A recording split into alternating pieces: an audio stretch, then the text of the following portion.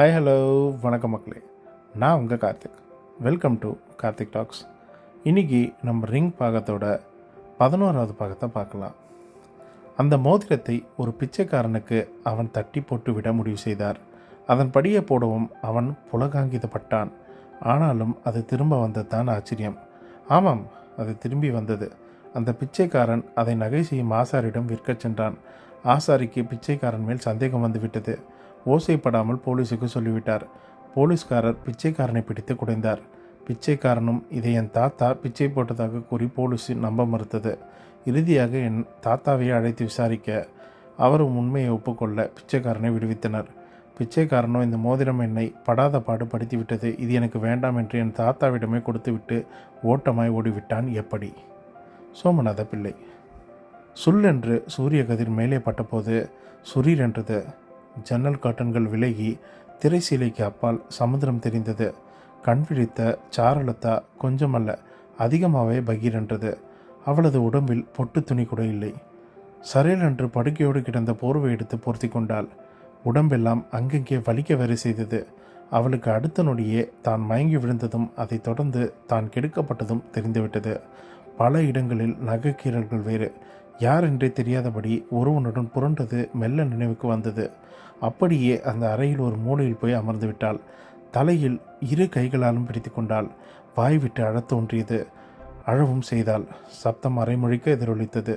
மெல்ல அறை கதவை திறந்து கொண்டு வாட்ச்மேன் எட்டி பார்த்தான். பார்த்த வேகத்தில் மீண்டும் கதவை மூடினான். அவ்வளோ வீறிட்டு அழுதாள். பொம்பளைன்னா அடக்கொடக்கமாக இருக்கணும், ஆம்பளை மாதிரி தெரிய ஆசைப்படக்கூடாது என்று திலகம் அடிக்கடி சொல்வது ஞாபகத்துக்கு வந்தது. அந்த நேரத்தில் அது சத்தியமான ஒரு உண்மையாகத்தான் தோன்றியது. பேசாமல் விவேக்கை கல்யாணம் செய்து கொள்ள சம்மதித்திருந்தால் இப்படி ஒரு அசம்பாவிதம் நடந்திருக்காதோ என்று கேட்டுக்கொண்டாள். சட்டென்று அழுகையை அடக்கி கொண்டவள் சற்று தெம்பை வரவழைத்து கொண்டு எழுந்தாள். தன் உடைகள் எங்கே இருக்கின்றன என்று தேடினாள். அங்கொன்றும் இங்கொன்றுமாய் கிடந்தது. எடுத்து அணிந்து கொண்டாள். பாத்ரூமுக்குள் நுழைந்து முகம் கழுவிக்கொண்டாள். பின் மெல்ல நடந்து வெளியே வந்தாள். வாட்ச்மேன் பரிதாபமாக பார்த்தான். ஆனால் அவனை பார்த்து சிரித்தாள். அவனுக்கு ஆச்சரியமாக இருந்தது. என்னம்மா, நடந்ததுக்காக வருத்தப்பட்டு உள்ள அழுதிங்க, இப்போ சிரிக்கிறீங்க என்று அவனும் புரியாமல் கேட்டான். அழுறதில் பிரயோஜனம் இல்லைன்னு தெரிஞ்சிருச்சு, அதான் மாற்றிக்கிட்டேன். அதுவும் சரிதாம்மா. ஏம்மா இந்த மாதிரி இடத்துக்கெல்லாம் தனியாக வரீங்க? சத்தியமாக எனக்கு இப்படியெல்லாம் ஆகும்னு தெரியாது.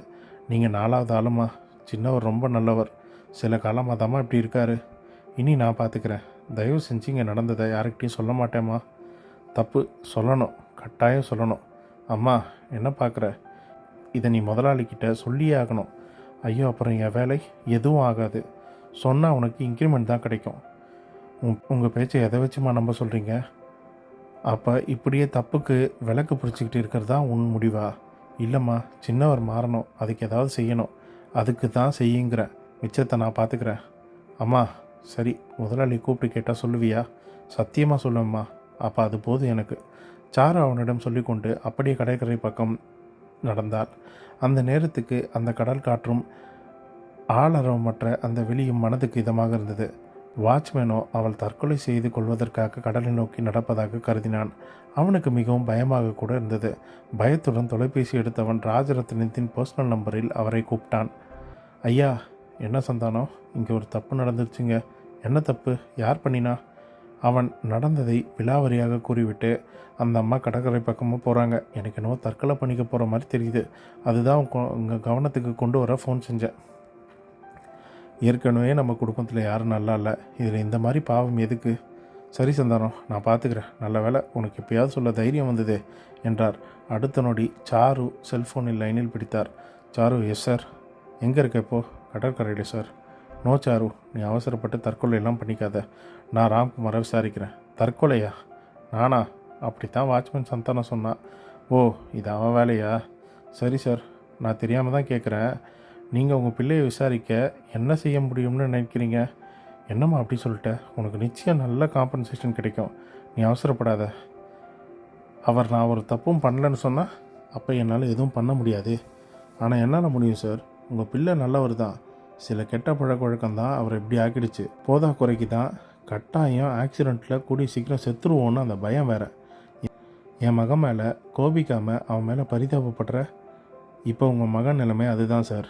ரொம்ப ஆச்சரியமான பொண்ணுமா நீ. நீ சாதாரணமாக இந்த மாதிரி சமயத்தில் எல்லாரும் எத்தனை லட்சம் கறக்கலாம்னு தான் பார்ப்பாங்க. நீ தலைகீழாக பேசுகிறியே. இல்லை சார், இதுதான் நேரான சிந்தனை. நீங்கள் அனாவசியமாக கவலைப்படாதீங்க.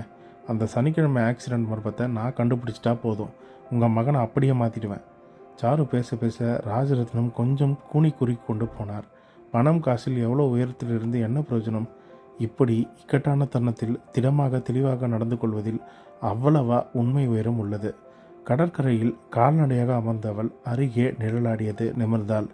அந்த ஜோசிக்கார பெண், தாயி நீயா? என்ன தாயி, எதையோ பறிகொடுத்தவ மாதிரி தெரியுற? ஆமாம், பறிகொடுத்தவ தான் நான். ஆனால் தொலைஞ்சதை பற்றி கவலைப்பட்டு பிரயோஜனம் இல்லை. என்ன தாயி, உன் கையில் அந்த மோதிரத்தை காணோம்? அது ஒரு விபத்து, எங்கள் அப்பா பிடுங்கிட்டார். அடக்கிறகமே, என்ன அது இல்லைன்னா எனக்கு ஆபத்தா?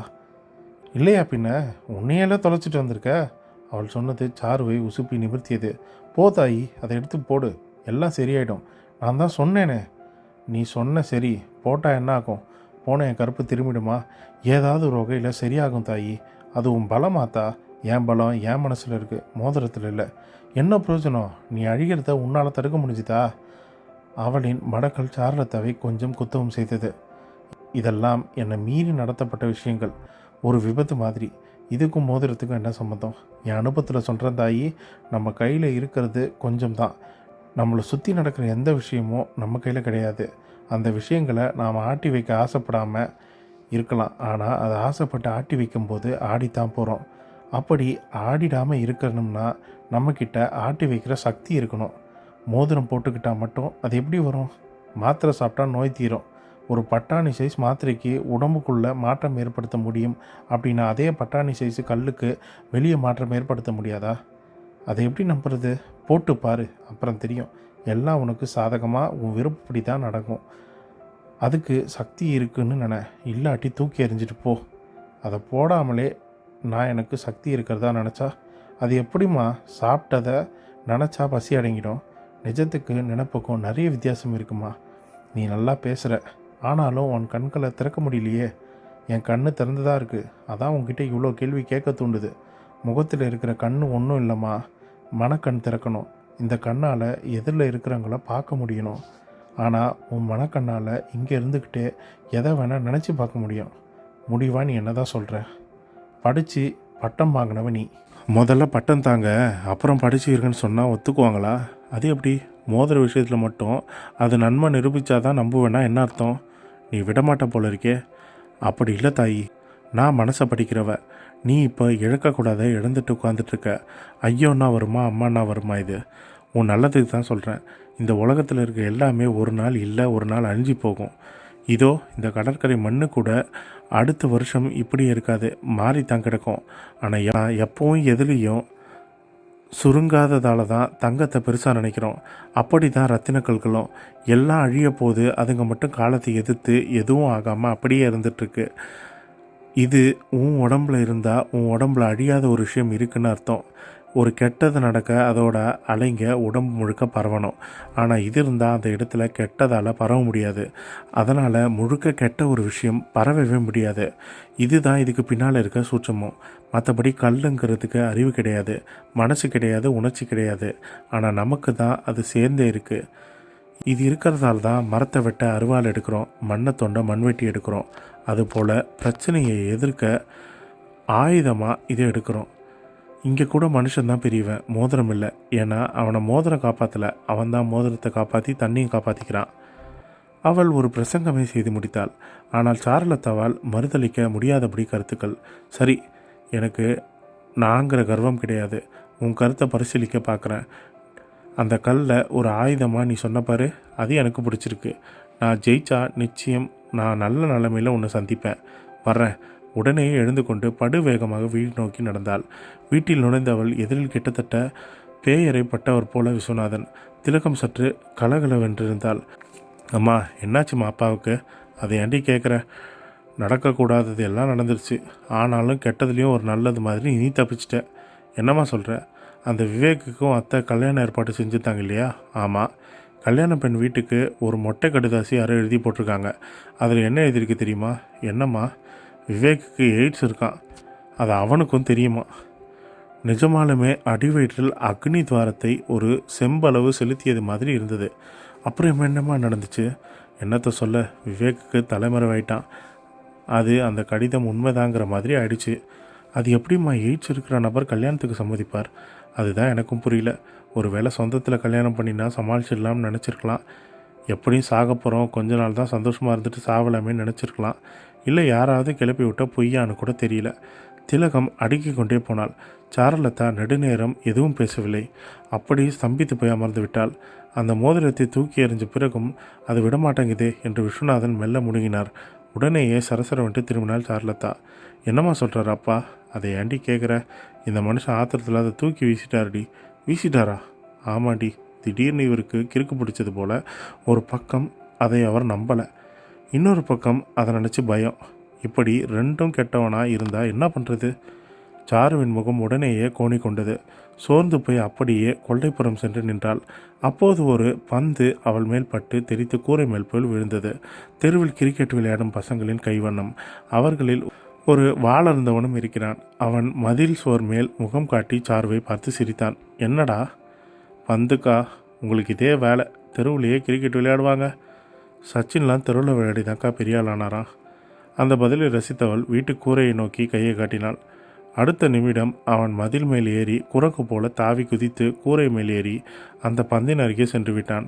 அப்போது அவன் கைப்பட்டு ஓடு ஒன்று உடைய அந்த இடத்தில் கிடந்த சாணி உருண்டை தடை விலகியது போல உருண்டு வந்து கச்சிதமாக சாருவின் தலைமையில் விழுந்து உடைந்து மோதிரம் மட்டும் தனியாக பிரிந்து அவள் காலடியில் விழுந்தது. அவளுக்கு ஒரு குபீர் பரவசம். குனிந்து கையில் எடுத்தாள். அருகில் சாணி துகள்கள். அவளுக்கு புரிந்துவிட்டது. அப்பா வீசி எறிந்தது கூரையில் கிடந்திருக்கிறது. இப்போது பந்தை தேடி போன பையனால் தான் காலடிக்கு வந்தது. அதை எடுத்து விரலில் அணிந்தபடி விறுவிறுவென்று உள்ளே வந்தால் ஒரு புது தெம்பு உடம்புக்குள் புகுந்த மாதிரி கூட இருந்தது. நேராக திலகத்திடம் அதை காட்டினாள். அவளிடமும் பிரமிப்பு. எப்படி உன் கையில்? அதுவா தேடி வந்து விழுந்துச்சுமா. கூரை மேலே தான் கிடந்திருக்கு. அப்படியா? இது நம்ம விட்டு போகாதங்கிறது எவ்வளோ பெரிய உண்மை பார்த்தியா? திலகத்தின் பேச்சை விஸ்வநாதனும் மறுக்க முடியவில்லை. சாரு அந்த குச்சி ஜோசியக்கார பெண் சொன்னதை ஒரு முறை நினைத்து பார்த்தாள். அப்படியே அவள் காலண்டரையும் பார்த்தாள். அன்று வெள்ளிக்கிழமை, மறுநாள் சனிக்கிழமை. ராம்குமார் அஞ்சி நடுங்கும் நாள். அவளுக்குள்ளும் ஒரு புது எண்ணம். இத்தோட இந்த 11வது பாகம் முடியுது. மீண்டும் நாளைக்கு கடைசி பாகத்தான 12வது பாகத்தையும் பார்த்து இந்த கதையை முடிக்கலாம். தயவு செஞ்சு சேனலை சப்ஸ்கிரைப் பண்ணுங்கள், வீடியோவை லைக் பண்ணுங்கள், ஷேர் பண்ணுங்கள், கமெண்ட் பண்ணுங்கள்.